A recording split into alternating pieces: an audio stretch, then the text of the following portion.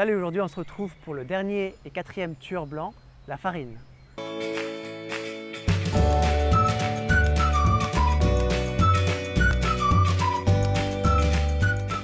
Ce qui est très intéressant avec ces 4 tueurs blancs, c'est que si tu regardes, ils sont là que finalement depuis très peu de temps.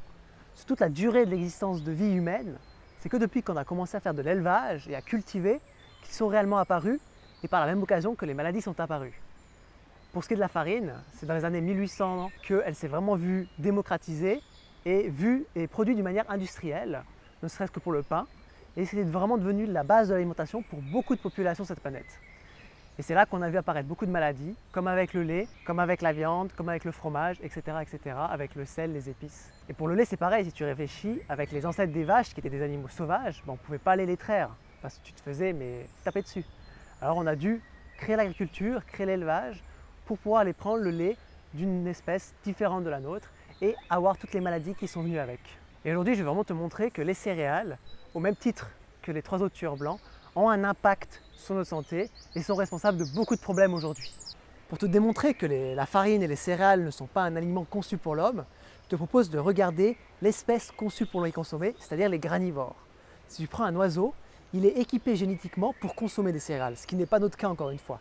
Si demain tu te retrouves tout nu dans un champ de blé, tu pourras juste rien faire parce que tu n'as pas le bec déjà qu'a l'oiseau pour aller casser la graine, pour récupérer ce qu'il y a dedans, et tu n'as pas le gésier broyeur pour digérer ces céréales.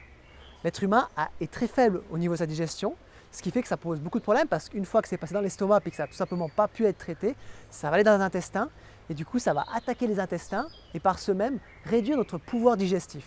C'est pour ça que beaucoup de personnes ont la maladie de cœliaque. Donc c'est-à-dire qu'ils sont incapables de digérer, d'assimiler, parce que ces céréales ont tellement affaibli leur tube digestif qu'ils n'arrivent tout simplement plus à faire leur travail. Même chose pour toutes les intolérances au gluten, c'est dû, comme ces céréales ne sont pas digérées, une fois qu'elles sont dans le tube digestif, elles vont créer de la porosité intestinale, c'est-à-dire qu'elles vont traverser, endommager, et ça crée beaucoup de problèmes. Donc on n'a pas le gésier broyeur qui va permettre ce travail. Le seul équipement qu'on a pour digérer un peu d'amidon, qu'on peut retrouver dans des racines, dans des pommes de terre par exemple, c'est au niveau de notre salive, on va sécréter de la ptyaline. Et la ptyaline, c'est quelque chose qui va permettre cette digestion. Mais encore une fois, ce n'est pas vraiment prévu pour des céréales, c'est plus prévu pour des pommes de terre, des racines, des choses avec de l'amidon, mais beaucoup plus faible. Et le problème, c'est que dès qu'on va manger du sucre ou des produits laitiers, le corps ne va plus sécréter cette ptyaline. Et du coup, comme les céréales en général, on va les consommer avec du sucre, que ce soit dans le bol de cornflakes du matin, dans le pain au chocolat ou le pain à la vanille, ou dans du lait, encore une fois le matin, on coupe complètement la sécrétation de cette ptyaline et du coup il y a juste zéro digestion et tout ce que tu manges mélangé comme cela, tu vas le retrouver dans tes selles le lendemain. Et le pire, ce sont pour les enfants. Il faut savoir que les enfants, dans les premières années de leur vie, ne sécrètent pas cette ptyaline. Ce qui veut dire qu'ils sont juste incapables de digérer les céréales et bien souvent on va leur en donner malgré ça dans leur alimentation. On peut en trouver dans des petits pots. On va leur donner des cornflakes et c'est la pire des choses à faire. Tu peux être sûr d'attirer des problèmes pour tes enfants et de devoir aller voir le médecin par après. Donc les enfants, ce n'est surtout pas de céréales. À leur donner, c'est exclu. Maintenant qu'on a vu que les céréales n'étaient pas vraiment conçues pour l'être humain, il faut savoir aussi une chose très importante, c'est qu'au niveau valeur énergétique, nutritionnelle, elles sont très faibles. Il y a très peu de choses à l'intérieur. Même les granivores, comme les oiseaux, qui sont encore une fois conçus pour consommer cette alimentation, vont aller consommer des végétaux à côté pour compenser le manque de nutriments dans les céréales. C'est pareil pour nous, on y trouve très peu de vitamines A, B ou C, très peu d'iode, très peu de sels minéraux, très peu de calcium, c'est très pauvre tout simplement. On le remarque aussi dans l'élevage industriel où par exemple les animaux on va les nourrir avec des céréales comme les bœufs ou les vaches. Ce qui va se passer c'est comme ils ne sont pas conçus pour consommer ça, ils sont prévus pour brouter de l'herbe, ils vont créer de l'acidose, donc on va devoir leur donner des médicaments. Comme en plus les céréales sont encore une fois très pauvres en nutriments, on va les bourrer de vitamines artificielles. Et au final, si tu manges ce genre de viande, tu as quelque chose de vraiment très faible et de très toxique. Et pour l'être humain, en plus, on ne va pas la consommer telle quelle, les céréales, on va les cuire, on va les transformer pour faire du pain, des cornflakes, etc.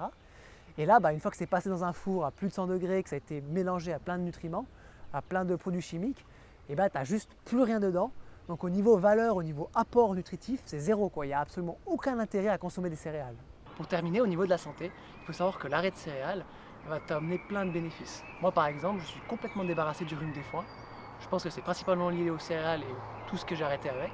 Mais avant, j'avais ça très fortement. Dès que le printemps arrivait, c'était la catastrophe. Et maintenant, j'ai plus rien. Je peux me balader dans la forêt tout le temps. Tout le pollen peut être autour de moi, il n'y a aucun problème. Donc au niveau de la maladie, tu vas avoir tout ce qui est rhume, tout ce qui est nez bouché. Moi, dès que je mange un peu de céréales, direct j'ai le nez qui se bouche, c'est automatique. Donc tu verras que si tu arrêtes les céréales, en hiver, en été, plus de problème au niveau du nez. Tout ce qui est sinusite, tout ce qui est goutte, tout ce qui est arthrite, ça peut énormément diminuer, voire disparaître. Donc c'est que des bénéfices encore une fois arrêtés. Maintenant, pour remplacer les céréales, il n'y a pas vraiment de substitut. Tu peux, pour ce qui est des plats, tu peux aller vers du riz ou du quinoa, ça marche très bien. Pour ce qui est de la farine, tu as de la farine de sarrasin, mais encore une fois, il n'y a pas de miracle. Le mieux, c'est de faire preuve de discipline intérieure, d'arrêter ça, et petit à petit, tu vas aller vers un mieux-être qui va t'empêcher de retourner à ce genre d'aliments. Moi, je le vois avec ma compagne, dès qu'on fait un petit craquage à base de céréales, en général, derrière, on le sent passer, quoi. Donc on évite le plus possible parce que notre bonheur constant vaut plus que ces petits excès qui finalement nous plongent. Et d'ailleurs, tous les produits sans gluten ne sont pas vraiment mieux, hein. C'est plus du marketing qu'autre chose.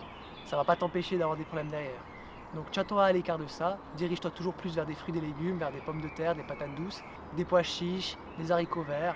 Ce sont de très bons aliments qui vont t'apporter tout ce que tu veux et que tu peux digérer ce coup-ci. Donc ça vaut vraiment la peine. Dans tous les cas, je t'encourage à arrêter ces 4 tueurs blancs, à tester cet arrêt sur 3 semaines, 1 mois. C'est là que tu vas avoir vraiment des avantages, un changement radical sur ta santé et ça va t'encourager à continuer. Fais preuve de discipline intérieure pendant 3-4 semaines et tu verras les résultats. Dans tous les cas, je te dis à la prochaine pour la prochaine vidéo et surtout n'oublie pas, reste maître de ta santé.